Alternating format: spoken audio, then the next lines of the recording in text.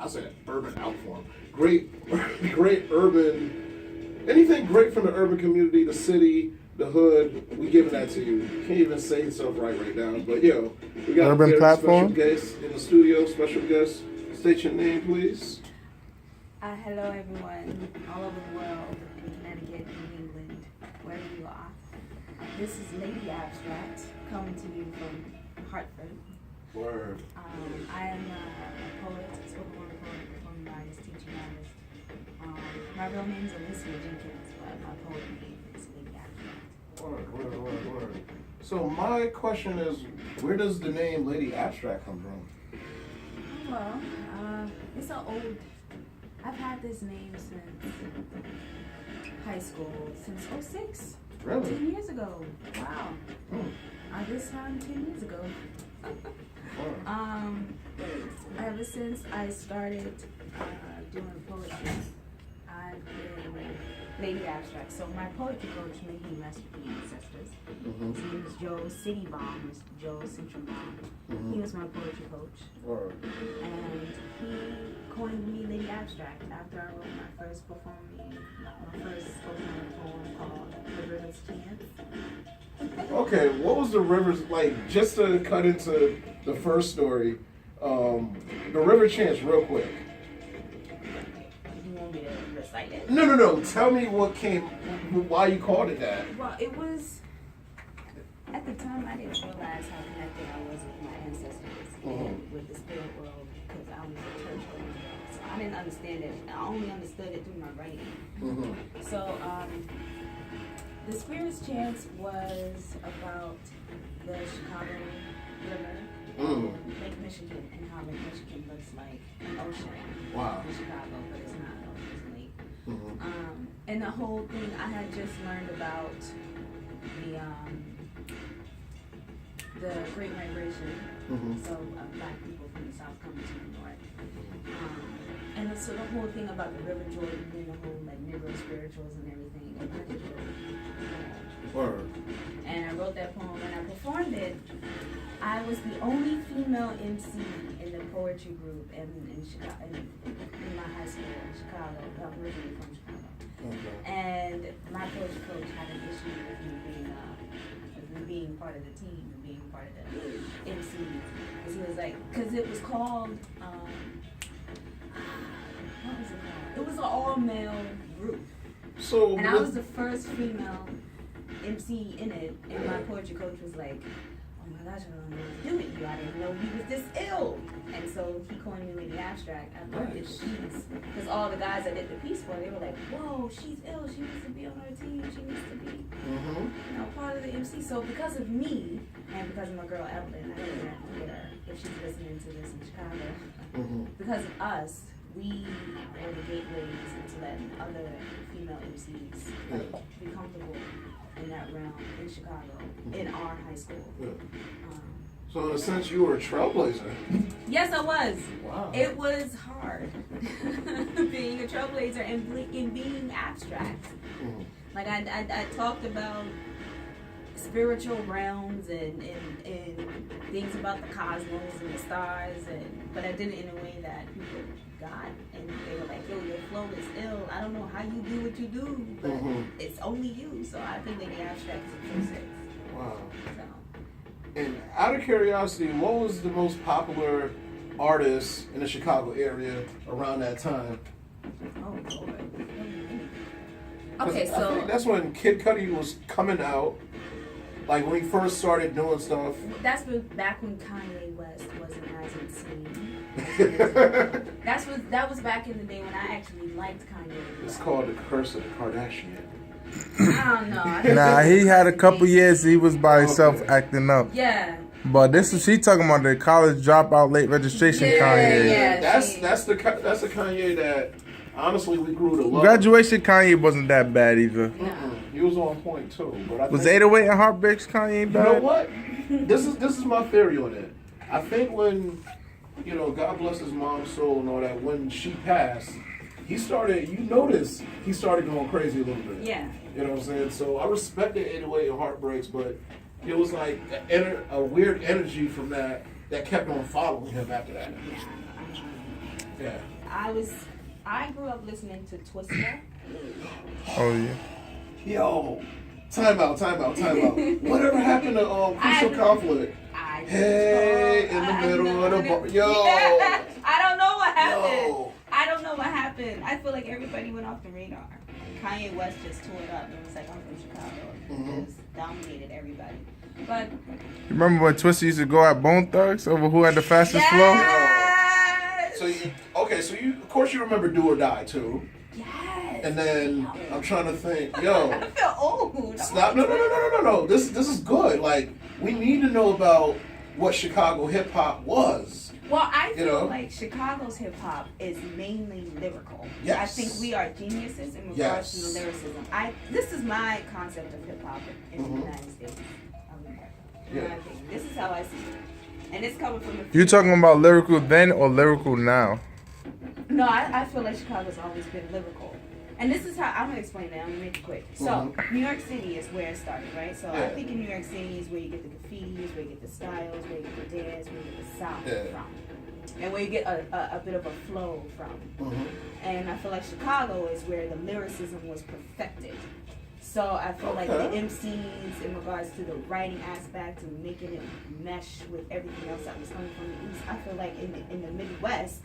And I give credit to Detroit. I'm finding that out now. Detroit was ill. Shout the slum village. Detroit goes in. Yeah. Chicago, we also go in. But I feel like in Chicago, we're more poetic with our lyricism. And I'm definitely, I can't help but be poetic. No, but no matter what it's, I'm not even going to disagree.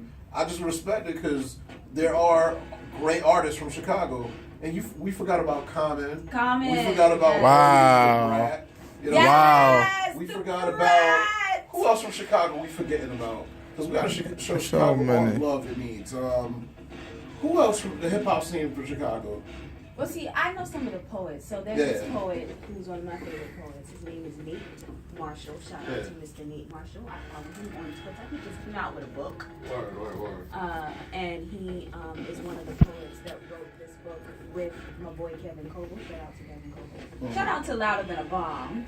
all the way in Hartford, Connecticut, rather. The poetry thing there. He just came out with, he was a co-writer in this book called The Break Beat Poet. Make sure you cop that. I got it. I just made Kevin go over to sign it. And that's it. I'm just putting it out there so if y'all listening. Anywho, so Nate Marshall, he's good. My girl Supreme. I don't know if you guys heard of her. Miss Supreme, she's like real talk. I like her. I grew up watching her and seeing her being MC. I saw her in person. I feel like she's the reason why I continue being a female MC, why I even got on stage. So I shout out to Miss Supreme as a female MC in Chicago. So, but they're not big mainstream. Yeah. It's just people you have to live there to know them. Yes. You know what? With that though, like it's hard to get your name out there as a poet. Like as far as platforms, like what happened to Def Poetry Jam and you know they used to have poetry sessions at the Apollo and stuff like that. I just feel like it's getting swept under our consciousness. I feel like a lot of stuff that we grew up on is still around, but we're being forced with a lot of the mainstream. You know what I'm saying? You know what it is? We still have these institutions, but the people who started them are no longer running them. Like we have the Apollo now, but it's not run by Harlem. It's run by Hollywood. Yeah. Like they got Gladys Knight, Michael Bivins. So a lot of commercial acts normally get through, but in new acts that push the boundaries on the limits of what music, poetry, and spoken word is, they're seen as extreme, and they're not getting the pass from these people. You know what I'm saying? Yeah, like it seems like and actually that's an example of a lot of things that's going on in the country. So, good segue for the next subject and whatnot. So, what are your thoughts on America right now as a poet? And you can go in. All I gotta say is keep it FCC friendly. We don't gotta, just do. It has never been a time for so much material. I'll say that. there's never been a time where there's so much material to speak on. Yeah. So many things are happening. Yeah. Between hurricanes, between the presidential race, between the state of the police. Yeah. It's even the food we eating. It's everything. It's everything. Like, salute to any rapper from the 80s and 90s, man. Because that's when they kept these headlines under wraps. They really had to find some material. And right now, everything. You could go on Facebook, pick out first 3 links you see, and that you can write a song off that. Everything like, is just... like, you. I asked the question, you answer, please. What do you mean it gotta be FCC friendly? Just no cussing. Because I know sometimes when we get mad, shoot, there's a couple F-bombs that be... What you said? I said I'm a poet, so that means I should know better words to use besides comedy. This is a nice beat. Alright, so I'm gonna be Professor J. Yes, ma'am. Dr. J, as they call me at Starbucks sometimes. Word. What do I think about America? Yeah. Oh Lord. Well, I will start off by voting. Yeah. I know for a fact that my ancestors, being African American and being a woman of color, period, I know my ancestors fought for me to have the right to vote. Yeah. But I also feel, and I do videos on Facebook. Yeah, I mean, you see some. I'll be catching. Yes, I be doing them live. They're very political. But okay, I'm not even gonna talk about voting. I'm gonna just talk about this. Being a woman of color, and the fact that my life is political is problematic to me. And the fact that being of color is political is a problem to me, because people have a difficult time in talking about what's going on in this country in regards to people of color, and in regards to women of color too. But just people of color in general. Like, everything is political, so people are afraid to talk. But going back to voting, my ancestors died for me to vote. Died for me to have the right to vote. Like 50-something years ago. Yeah. And we've been in this country by way of New York for how many centuries? I want to like say 400 years? So what you're saying is a black vote should be worth double because we've been... Well, what I'm saying is because my ancestors gave me the right to vote. They put their life on the line for me to have the right to choose to vote. In my opinion, I see it as if I don't want to vote, I don't have to. You don't give me the Martin Luther King thing. Don't bully me and my people into voting. If we don't want to vote, exactly, because a lot of people feel that way and aren't saying anything. The choices, yeah. Because honestly, I've never registered to vote before, because I feel like whether it's Barack, whether it's Trump, whatever laws they pass, what's in my bank account is still gonna be in my bank account. Yeah. My health insurance is still gonna be my health insurance. So I've never seen a president come here, write a bill, and it's affected every part of my day. So the way I look at it is, the president is the face, kind of like, the face of, let's just say, and I can't believe I'm using this as an analogy. You remember O.J. Simpson? Yeah. He was actually the face of Avis car wrecking and whatnot. So if you had issue with Avis, you'll just be like, you know what? I don't like that O.J. Simpson commercial. If you like Avis, you know what? That O.J. Simpson, he's a good guy.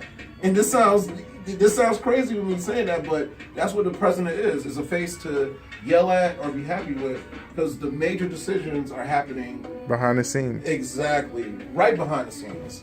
And like you were saying earlier before the interview, the fact that voting is just an act. That you go and you press a button and that's it. You feel good about yourself, like you said, which is very true.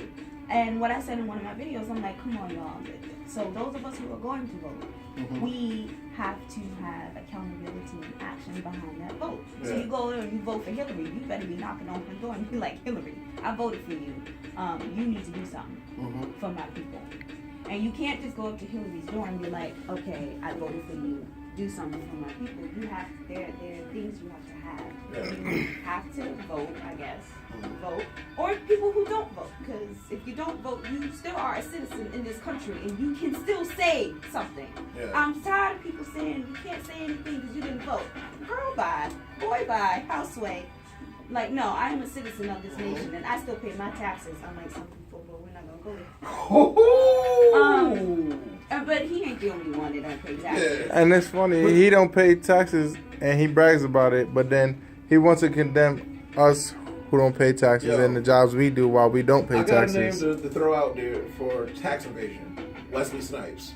My homie didn't pay his taxes. They threw him in jail. Yes. Trump And it's- don't pay his- They know they threw Lauren Hill in jail too. They sit on the court. Time out. They got Ron Isley too. Yes. Oh yeah, they got Lauren. And Lauren is my favorite rapper. So She's one of them. if I had it, I'd have bailed out. Put it like that. Wow. Yeah. But then you have Donald Trump bragging himself. Running We president. ain't gonna talk about his hair right now. We ain't gonna talk about his hair. Nah. We ain't gonna talk about his But hair. listen, Yeah. Linda. Hillary ain't no better. You know, to be honest with you, it's like you got the lesser of two evils. I'm not doing Exactly. that You know what? There's an interesting point for all of this. You know, a lot of times people do vote, and because they vote, they want the person to do everything for them. But we have to notice this. There's a third party, and that third party isn't having any power because we aren't voting for that third party. And they are. And then it's a step further than even voting, because this is the thing. We all voted for Barack, Yeah. right? We voted for him. But then we didn't put nothing in his campaign. So when he become president, first thing I do is take care of the people who put the money to get him there. Yeah.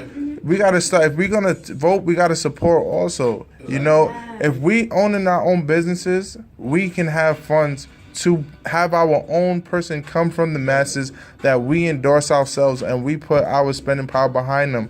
When you look at all other nationalities, if an Asian wants to push an Asian candidate, they will all have enough businesses to raise their own money. And when you look at the beginning of this country, that's what they did. Certain neighborhoods had their own person elected up from, and they went behind them, and they had a machine behind them. You have to do that. You can't just vote and say, now, I voted for you, do what I want, and ignore the people who actually paid for your campaign. Do what I want. Yo, you have to take care of your own. I mean, honestly, the right person's going to come up with a way for the little man's money to count, maybe a political GoFundMe account, where we all put it behind one person, and you know who's going to be the ones behind it, because if we're putting $20 in GoFundMe, we're not going to want pictures taken, whereas it's to give you a check for $1 million, and they want a whole press conference for it. You know? Well, we also have to understand that every time black people get together to do anything in this country, we are always bombed in any type of way. Look at Toulouse. Look at what happened in Philly when we got together. And after, I mean, we do need to do that, but we cannot be afraid of being bombed. But you know what? Even to address that, why are we getting bombed? Because we're just gathering in one place, putting all our thoughts together. You cannot get bombed if you eternally improve your life. Instead of us all getting all our money and going to one bank and making a black bank, take it a step further. How about I'm going to go to school, become a doctor. You can't bomb me at school. You go to school, become a lawyer, and we come with actual knowledge. Yeah. And then you can start a Black Wall Street again. But if you just, I'm going to take my factory job paycheck and we're all going to, they're going to bomb us because we're all gathered in one place. But if we become that place eternally, they can't bomb us. There's not enough bombs in the world. Not at all. We have to improve as a people. It's not all about money. It's as a people, how we are morally, how we are ethically. We have to go back to where we were, where we had a hard working mantra about us, where we had standards, where we didn't take shortcuts. Yeah, but we're afraid of dying. That's why. And the thing about it, we are afraid of dying. But when you improve yourself from the inside in, all you're going to find is life. Well, yeah, Because but- you'll have new freedoms and new ways of thinking because you pursued the knowledge. Well, okay, can I say this? Black women are the most educated minority group in the nation. Yeah, our men are still being killed. So us pulling ourselves up by our bootstraps is good. And like we can definitely do that. We've done it for centuries. But we still keep getting, either we get bombed, either we get disenfranchised, and either we get somebody that comes in and messes it up for us, but we still have to continue it. Because I feel like once Tulsa happened, we lost hope, and then we tried to do it again, and then we lost hope, and then we tried to do it again, and then we lost hope. I feel like we need to be consistent with it. But it's complicated, and it's a conversation that we as black people have to have amongst ourselves consistently. That's Period. facts. You And know it's a what? complex one, but we need to have that conversation. Even to address the police, instead of us picketing and trying to arm ourselves, we should learn the law. The knowledge and a camera phone together is way more powerful than a bulletproof vest and a gun. If you're doing something legal to me and I whip out my phone and read off the law to you and the code in the book it comes from, and you do what you do anyway, the world's gonna see it. Yeah. Whereas if I say, nope, I'm going to stand up for my rights and be steadfast and you shoot me, the world's going to see me on a t-shirt and I'll be famous, but I won't be alive.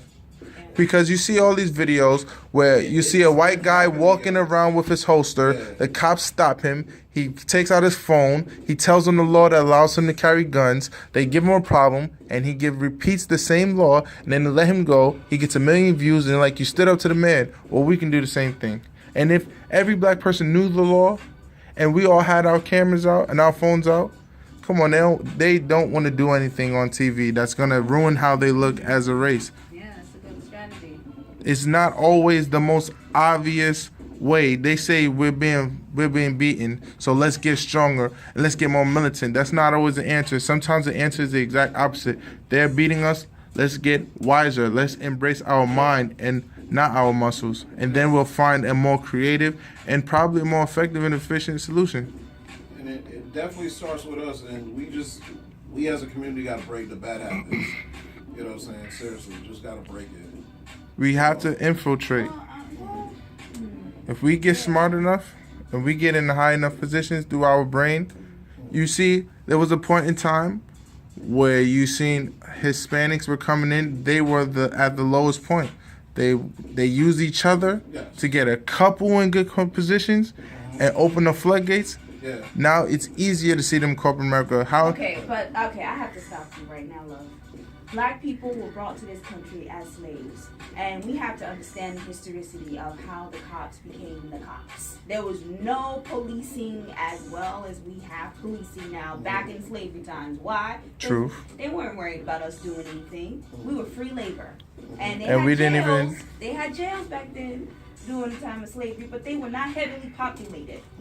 This whole thing with policing, like we see it, started after we became free. They had black codes, they had the Jim Crow laws, and the whole nine. So the way the policing is going on and how it's specifically targeting black people in the manner that it's targeting us is completely different from.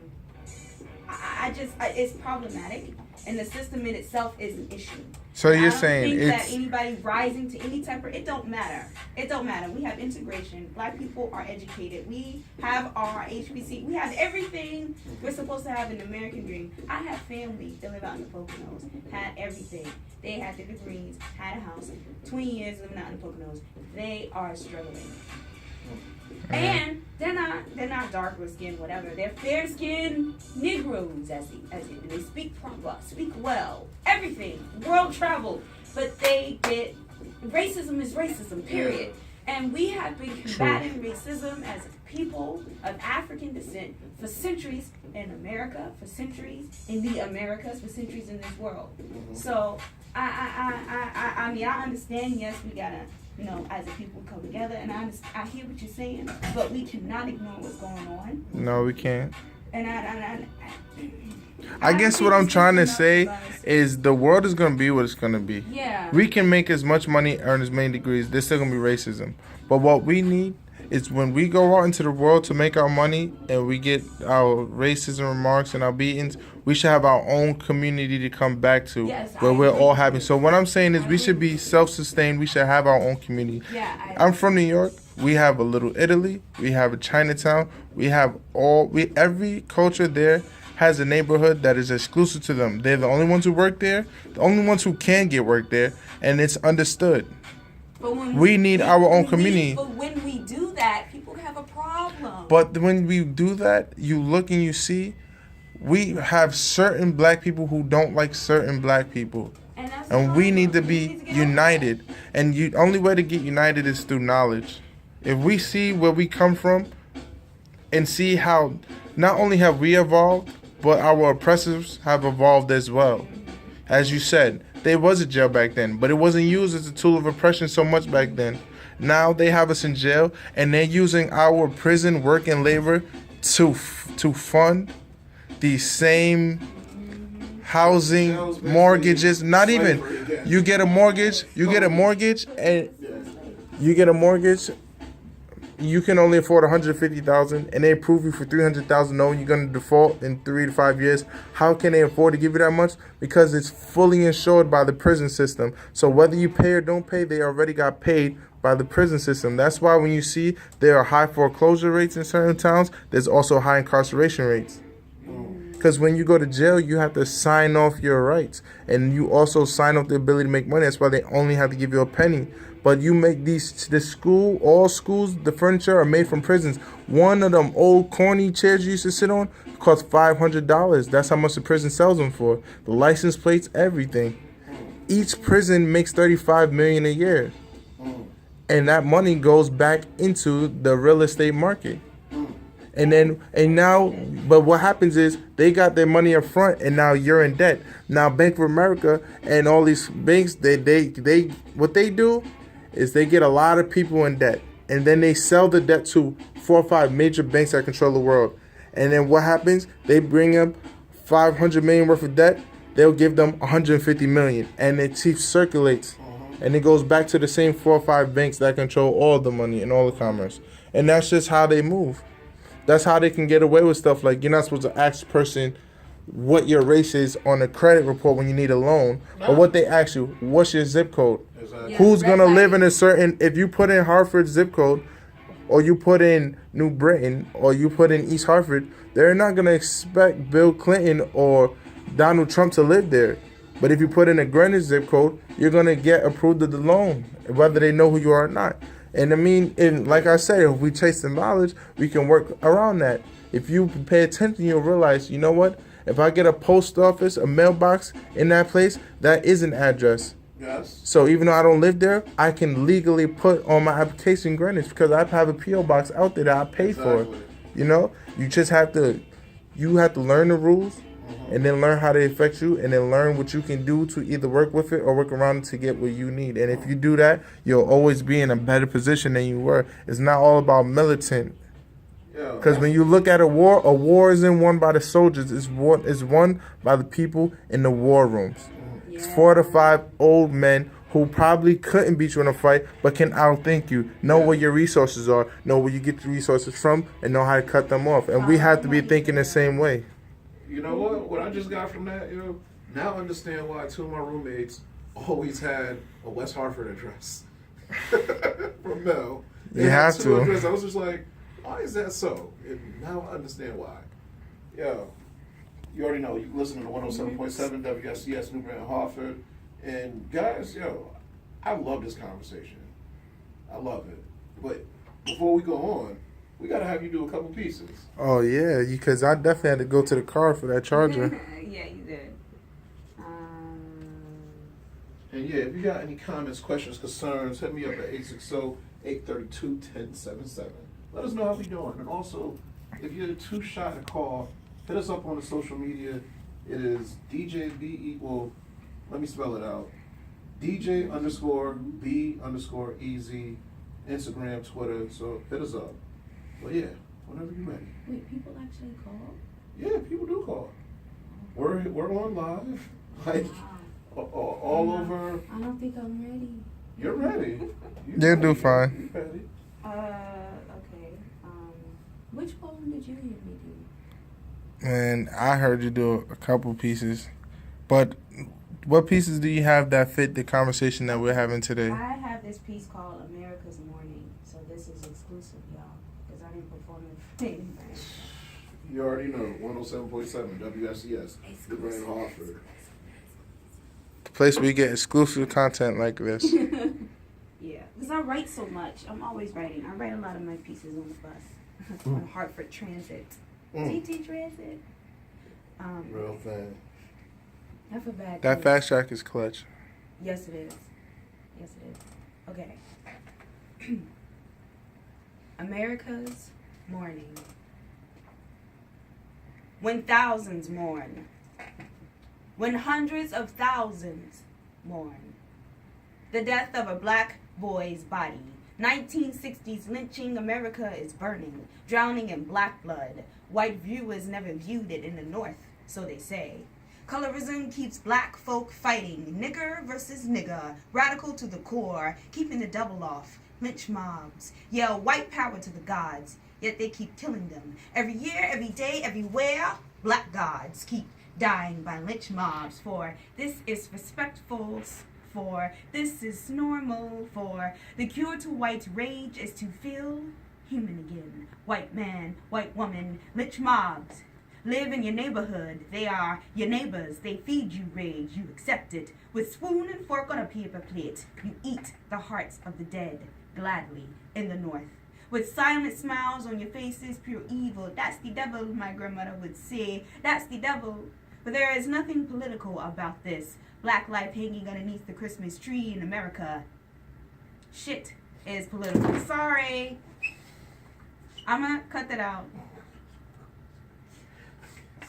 Others is political, too much to speak of, yet you speak of race all the time, every year, every day, everywhere. America's whiteness has dehumanized black folk for eating watermelon. They've killed us, lynched us, made fun of us. Oh, they stay mad because black folk know what's best for them. America stay trapped when millions arrive, hoping to become a citizen one day, praying to run from travesties that separated the families, only to be twice removed here and participate in America's mourning. On the morning news, America shows the black body hanging, dying, dehumanizing, I repeat, lynch mob, I repeat, lynch mob, I repeat, lynch mob, I repeat, lynch mob, I repeat, yet black folk ain't allowed to be angry, yet lynch mobs justify their hatred so raw, so real. This is a time when you face the barrel of a gun and your soul is still intact, your body shivers, fear dances with your spirit, hoping they don't pull the trigger. Pull the trigger, pull the trigger, now you trigger happy, don't give. Cause you mad, they mad, cause you mad stuff to deal with. Black gods barely eating enough these days. The grave still filled with familiar faces. Black children ain't ready for the fierceness and sturdiness of the tree branch. Lynch mob, I repeat, lynch mob, I repeat, lynch mob, I repeat. Black youth haven't been taught how to adjust the noose. In fact, they don't even know about it yet. The noose be hanging silently around their neck as they walk the streets in the morning. While being black is not enough just to be, they know, the children know, their eyes are privy to what they witness. Big, bright, brown eyes view what white America fears, denies, eats. Yet they have troubled sleep and speak of depression while being sick, for eating the rage that has been fed to them, white rage. For the lack of whiteness, for it doesn't exist. America's mourning is part of the plight of the thinking of white rage. It's never vague.